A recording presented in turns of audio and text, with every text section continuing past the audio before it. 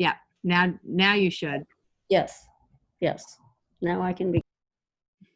Thank you. And that's sincere.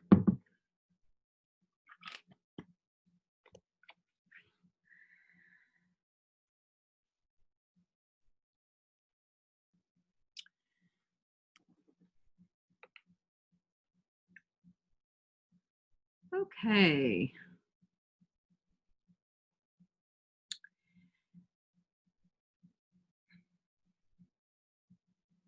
So I was reading something this week that struck me in a way that led me to thinking that it might be useful to people to talk a little bit about concentration. It's a word that's used a lot, and maybe we default to what we know definitionally as concentration from some other aspect of life, usually school, when we talk about attention and concentration. But I thought that it might be useful to really talk about it in the sense of uh, the meaning as it relates to mindfulness and the particular tradition that it comes from, and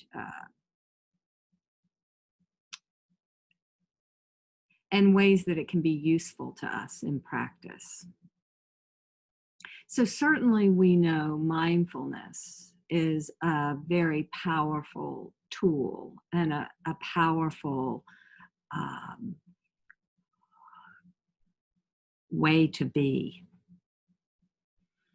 But there are other tools that are also quite powerful as well, and other mind states that, when developed, are quite powerful, but they get much less press, I think.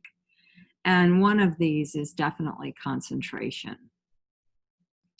And I know not everybody here has taken MBSR, so I'm just going to say this very briefly because it is a word that's used so much in MBSR.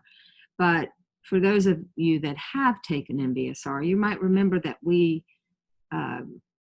learned 5 types of mindfulness meditation practices: awareness, body scan, awareness of breath, awareness of sounds, walking meditation, and choiceless awareness.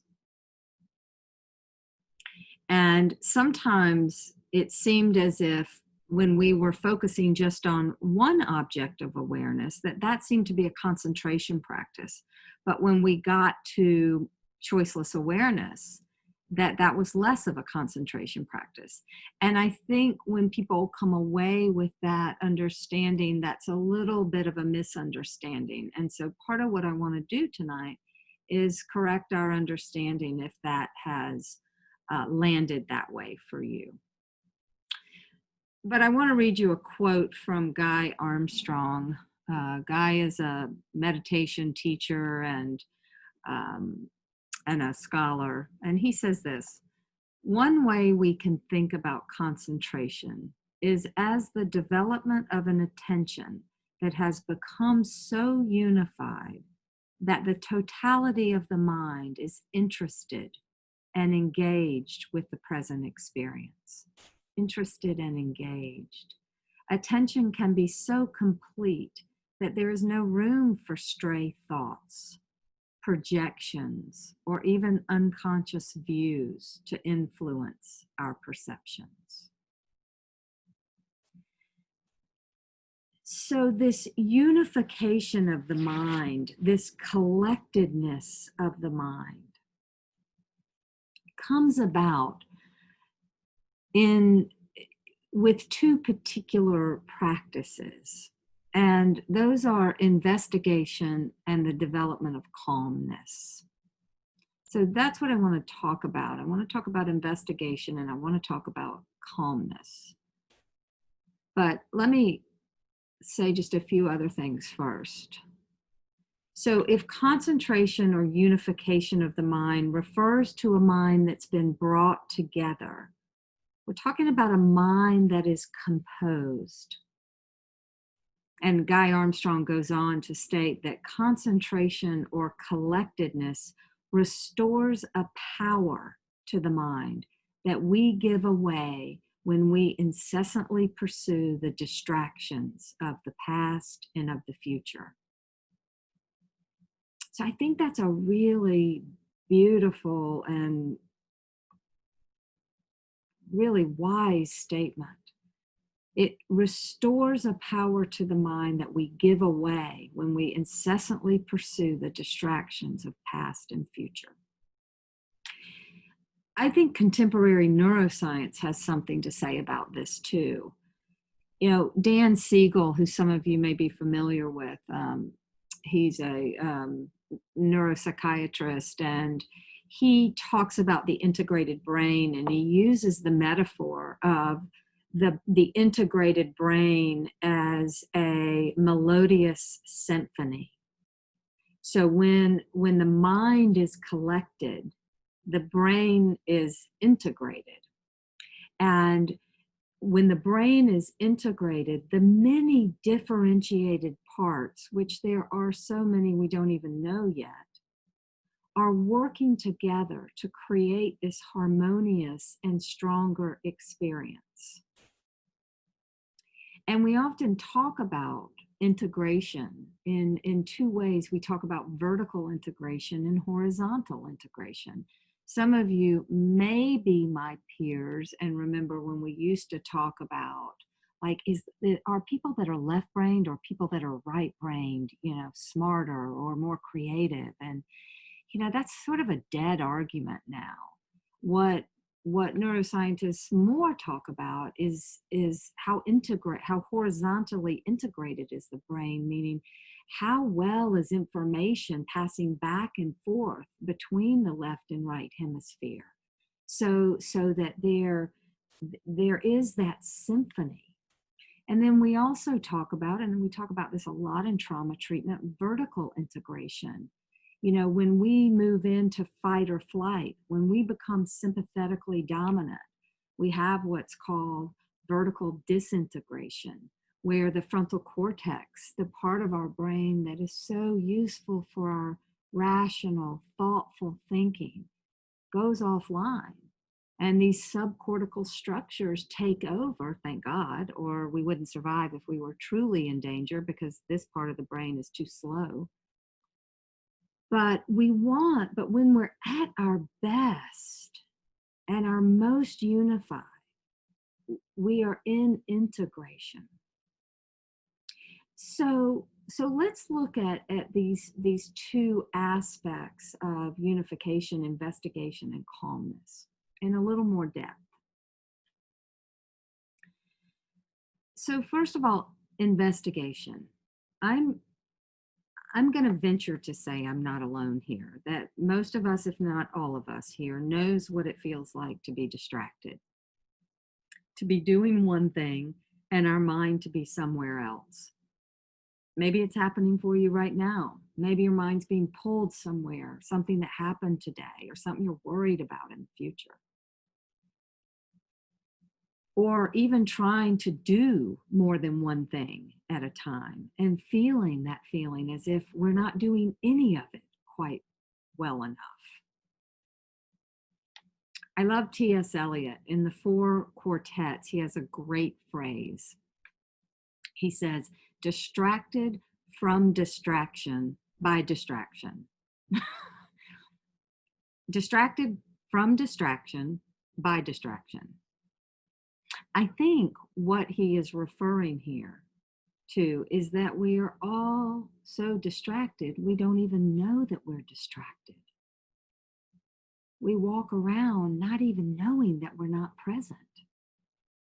Sometimes I think that actually sums up our culture pretty well. As our devices get faster and faster, and we click more and tap more and swipe left and swipe right, so much so we can't even remember what we read 5 minutes ago. And it seems as if most of us have forgotten what having a unified or collected mind really feels like. And one of the first things that most of us notice when we sit down to a brand new meditation practice is just how distracted the mind is. Matter of fact, it's one of the primary reasons people say they can't meditate. Oh, my mind's too busy. We notice how busy it is. We notice that it's preoccupied with so many things. And of course, that's just the nature of the human mind. It's not personal. But also, it's interesting, what is it that the distracted mind is so busy thinking about? Is it about the nature of our existence? How we might develop a more just, harmonious society? Mm-mm. No, no. If your mind's like my mind, it's busy thinking about the grocery list, last night's TV show that was watched, what somebody said about somebody else at the office, where we want to go because we're not really crazy about where we are right now, what we want to buy off Amazon next, and on, right? And some of the first instructions we get from a meditation teacher is just to notice all this. Basically, this noticing is getting us used to being with what's here, being able to tolerate the busyness. And in this noticing and in this development of tolerance, we become less distracted on, we become less reliant on distraction to bring about relief. The more we can tolerate the busyness, the less we have to push away from it, the less we have to try to get away from it. I would suggest one of the primary reasons when we used to drive cars or take the subway or whatever, one of the primary reasons people come home and eat a pint of ice cream or drink a bunch of wine or turn on some mindless TV is not to get away actually from the work they did that day, but it's to get away from the mind that was so busy on the way home from work. So when we start following that instruction of just notice it, relax, notice it, don't take it so seriously, we actually are in the process of learning to investigate the mind. So another instruction that you might hear is to meet the mind with curiosity and kindness. And I know for those of you that have meditated with me for a long time, you've heard those words frequently. Can you bring curiosity to this? Can you bring a kindness to this? Well, curiosity is really important because when we truly become interested in an experience, whether that experience is internally or externally, our attention naturally begins to collect around that experience. And we do this naturally all the time. Noticing a beautiful flower, listening to your child when she's upset, hearing a beautiful melody for the first time, reading a compelling article, tasting a delicious treat. We know how this, when something catches our attention, we're willing to go into it, and the mind calms down.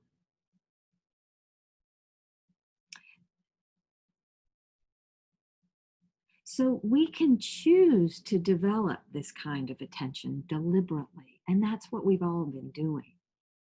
We can investigate every experience in a meditative way. That's possible. We can bring this non-judgmental curiosity to each moment. This kind of investigation is what we're doing in mindfulness, right? Cultivating this awareness. But we don't really think about the investigation component to it. We're learning how to know the present moment, not through thinking about it, not through the thinking mind, but through the experience of being present through all of our senses. What's happening right now? And this is also the fundamental way we take our meditation practice off our cushion into our lives, no matter what format we take it in.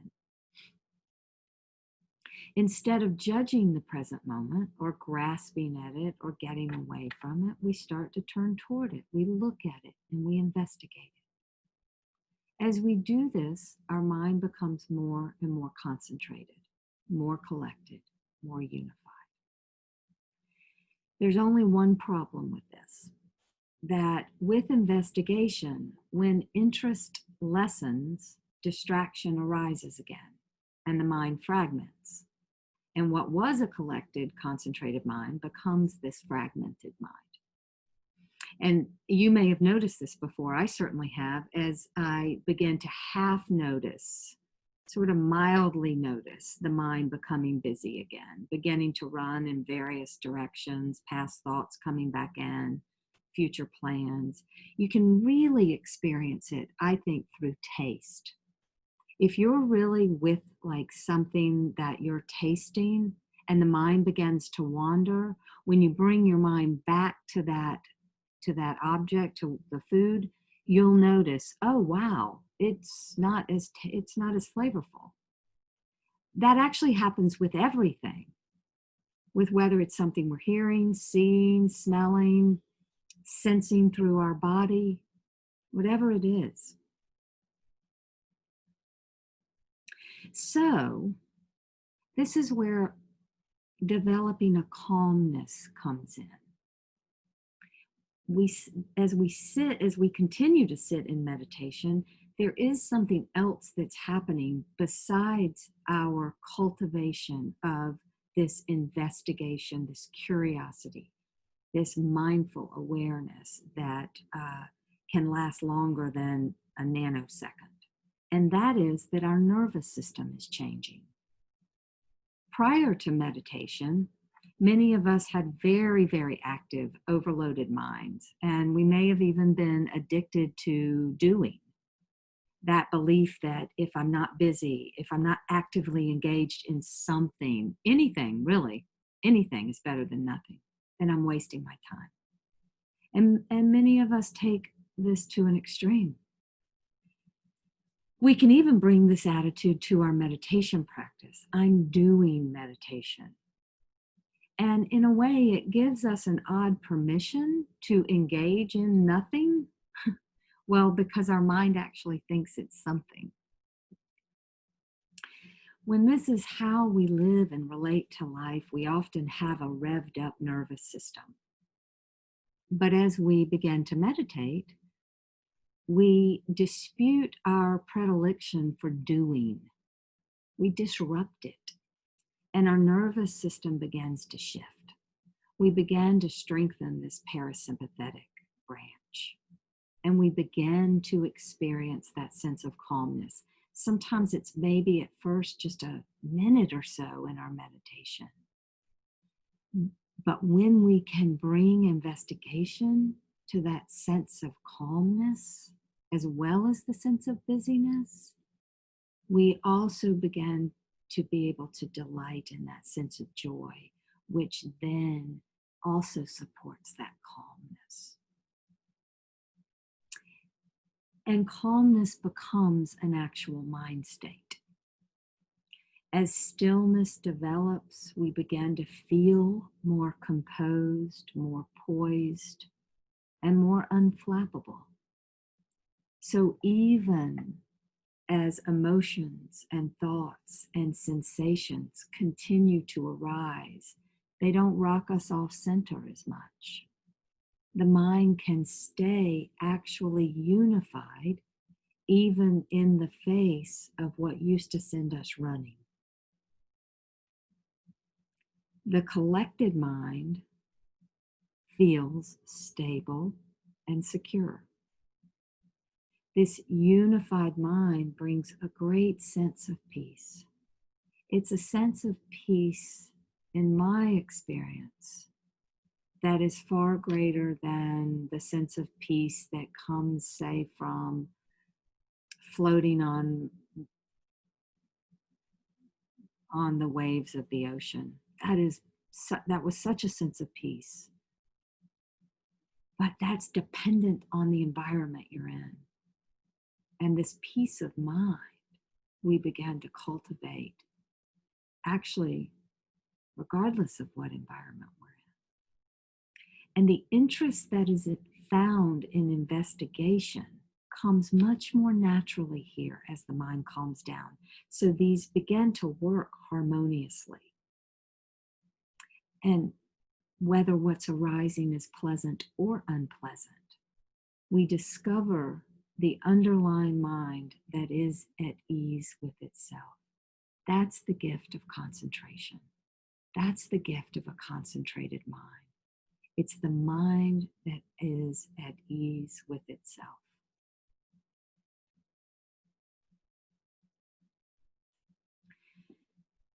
So I think I'll actually end there. And let's just take a minute to get quiet. And if you want to close your eyes and just sort of let whatever's been said percolate, download, and then we'll have a little time for discussion.